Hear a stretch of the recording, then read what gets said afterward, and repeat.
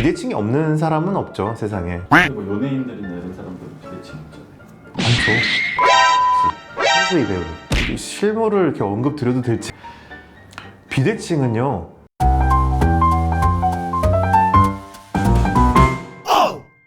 네, 안녕하세요. 정선비 정한울입니다. 제가 예전에 이제 안면 비대칭 관련된 어떤 습관들 이런 영상을 한번 찍었던 적이 있는데요. 그 영향인지 본인의 어떤 비대칭 이것들에 대해서 댓글들로 어떤 비대칭의 진단 질문들이 있어서 오늘은 이제 그것들을 조금 모아가지고 안면 비대칭에 대해서 제가 아는 것들 좀 말씀드려 볼까 합니다. 사실 비대칭이라고 하는 게 그 정도에 따라서 굉장히 다르거든요. 너무 이제 당연한 얘기지만 비대칭이 없는 사람은 없죠, 세상에. 이제 이 비대칭이 얼마나 심하냐, 뭐 이걸 치료까지 가면은 도대체 어느 정도 해야 되느냐 이런 것들이 사실 기준도 다르고 정답이 없기 때문에 그냥 막연하게 비대칭에 대해서 뭐 치료를 해야 될까요, 말아야 될 건지 이런 질문들에 대해서는 사실은 환자분들 개개인의 그런 상황들을 정확한 상황을 제가 모르기 때문에 일일이 답변을 못 드렸던 점이 있고요. 그래서 이제 오늘 한번 그 비대칭에 대해서 한번 정리를 해보도록 하겠습니다. 안면 비대칭은요, 말 그대로 우리 얼굴에 나타나는 비대칭입니다. 정말 뭐 99.9% 똑같은 사람이 아마도 없을 거라고 봅니다. 컴퓨터 그래픽이 아닌 이상 있다면 그건 좀 뭐 저도 비대칭이 있을 거고 당연히 왼쪽 오른쪽에 누구나 조금의 차이는 있는데, 그럼 안면 비대칭이다, 뭐 어느 정도가 돼야 우리가 비대칭이 있다라고 얘기를 할 수 있을지, 그럼 어느 정도 때 비대칭을 인지를 하느냐, 길이로 봤을 때는 한 3에서 3mm 정도 얼굴 어떤 중심선이 있는데, 예를 들어서 턱끝이 한 4mm 정도 이렇게 한쪽으로 좀 틀어져 보인다, 이쯤 되면은 보통 일반적인 사람들 눈에도 턱끝이 조금 비뚤어졌나 이렇게 느끼실 수가 있다는 거죠. 각도도 역시 한 3에서 4도 그 정도가 틀어졌을 때 위화감이 든다, 이제 이런 느낌은 분명히 든다는 거죠.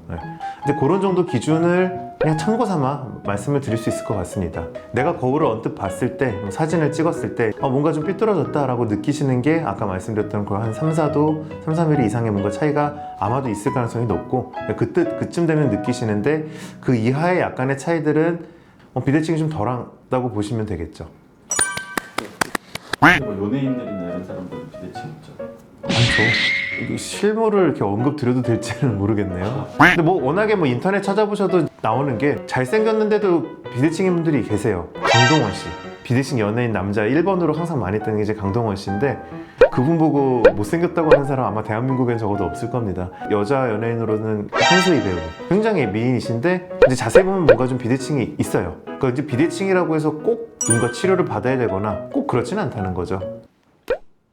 어떤 비대칭에 대해서 치료 기준을 따질 때는 크게 두 가지로 봅니다. 한 가지는 미용적인 목적이죠.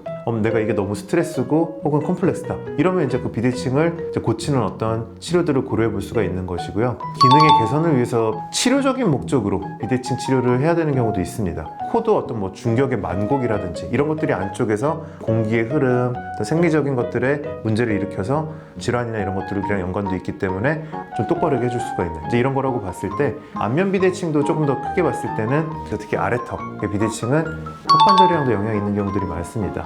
비대칭이라고 하는 게 결국은 뭔가 얼굴이 한쪽으로 좀 비뚤어져 있거나 틀어졌다는 건데, 그걸 또 바꿔 해석해보면 한쪽은 좀 크고 한쪽은 좀 작다라고 볼 수도 있을 것 같아요. 예를 들어서 뭐 작은 쪽, 이런 쪽은 턱 관절 이런 것도 좀 더 작은 사이즈인 경우가 많고, 작은 경우들은 좀 약한 경우도 더 많겠죠. 우리가 계속 말하고 밥 먹고 기능을 하면서 계속해서 쌓이다 보면 점점 나빠지고 관절염 이런 걸로도 갈 수가 있기 때문에 턱 위치들을 올바르게 해준다면은 이런 기능적인 면에서 도움이 되는 수가 있거든요. 그래서 이런 기능적인 어떤 개선을 위해서도 안면 비대칭의 치료를 계획을 해볼 수가 있을 것 같습니다. 치아 교정을 가지고도 안면 비대칭 치료할 수 있죠. 치아들의 위치 이동 혹은 치아들의 위치가 바뀌면 사실 턱의 위치도 그에 따라서 이동도 어느 정도 하거든요. 그래서 그런 것들이 이동되는 정도선에서 고칠 수 있는 비대칭이라면은 얼마든지 치아 교정으로도 비대칭 개선 효과가 분명히 있다고 봅니다. 치열 중심선에 안 맞는 것도 역시 비대칭의 하나라고 볼 수가 있었을 때, 위아래 중심선이 이렇게 잘 맞아야지 보기가 좋을 텐데 이게 좀 어긋나 있다 그랬을 때 교정을 통해서 얘를 맞춰주는 것도 비대칭이 개선이 될 수가 있는 것들일 거고요. 제가 이 수직적인 것만 말씀드렸지만 이 수평적인 것도 볼 수가 있는데, 우리가 교합면이라고 얘기를 합니다. 이 치열들의 이 교합되는 면이 있는데, 면이 어떤 분들이 이렇게 좀 경사가진 분들이 있어요.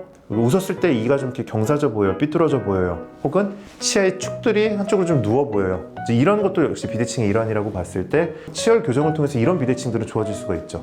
축이 틀어져 있는 것들을 바로 잡는다거나, 그러니까 이들이 전체적으로 나란히 있어야 되는데 뭐 이렇게 있는 것들을 얘네들이 좀 이런 식으로 배치를 한다거나, 이게 해결할 수 있는 비대칭들도 많이 있다는 거죠. 우리가 이제 비대칭이 있다고 했을 때는 사실은 뭔가 다른 얼굴뼈 비대칭도 동반돼 있을 수가 있고, 그랬을 때는 정확한 진단으로 교정만으로 해결이 되는지 혹은 교정만으로 만족이 되시는지, 이제 이런 것들이 중요한 기준이 될 것이고요. 다른 비대칭도 있다 그러면 좀 더 총체적인 접근이 필요하겠죠. 그러다 보니까 정확한 진단이 가장 중요할 거라고 생각을 합니다. 비대칭은요, 내가 한번 접하는 순간 나도 있나? 라는 생각을 하게 되고, 이제 거울을 봅니다. 혹은 사진을 봅니다. 어라? 나도 이게 삐뚤어졌네? 이제 이렇게 갑자기 인지를 하신 분들도 많을 거라고 생각이 들고요. 뭔가 사진을 찍을 때 난 이쪽 각도가 좋은 것 같아, 뭐 예쁜 것 같아, 잘생긴 것 같아, 이런 각도가 어렴풋이 있다가 비대칭이란 또 키워드를 듣고 맞아, 그래, 난 이게 비대칭이었어, 이제 이렇게 이제 인지를 하시는 분도 있고. 근데 실제로 보면 누구나 있거든요. 예민하게 보면은 다르죠. 같으면 그게 사람이 아니죠. 그래서 많은 경우는 심하지 않은 비대칭들, 내가 지금까지 인지도 못했고 기능까지 문제가 없고 뭐 그렇게 거슬리지 않는다, 당연하지만 꼭 치료의 대상은 아닙니다. 미세한 비대칭들, 이런 거에 갑자기 소위 이제 꽂히셔가지고 괜찮을까 이렇게 걱정하시는 그런 상황이라면은 대부분은 걱정 안 하셔도 됩니다. 비대칭 누구나 자연스럽게 있는 거다, 걱정하지 않으셔도 된다라고 조심스럽게 말씀드릴 수 있지 않을까 싶습니다. 안면 비대칭이 그럼 정말 심한 경우는 어떻게 그럼 치료를 접근을 해야 될까요? 이제 이 질문에 대해서는 그냥 간단하게만 답변을 드리면은, 결국은 이제 이 비대칭이 뼈의 비대칭, 연주지기 비대칭, 이런 것들이 복합적으로 있기 때문에, 그리고 뭐 눈, 코, 귀, 입, 뭐 치열, 턱선, 관절, 거기에 이제 어떤 얼굴의 근육, 지방, 심지어는 목의 근육, 이런 것들의 비대칭 때문에도 얼굴도 틀어지거든요. 그렇기 때문에 이런 총체적인 것들을 고려를 해야 되는데, 어떤 뼈에 골격적인 틀에 비대칭이 있다 그러면은 우리가 이제 흔히 안면 윤곽 수술, 그다음에 양악 수술, 이 두 가지를 이제 고려를 해보실 수가 있고요.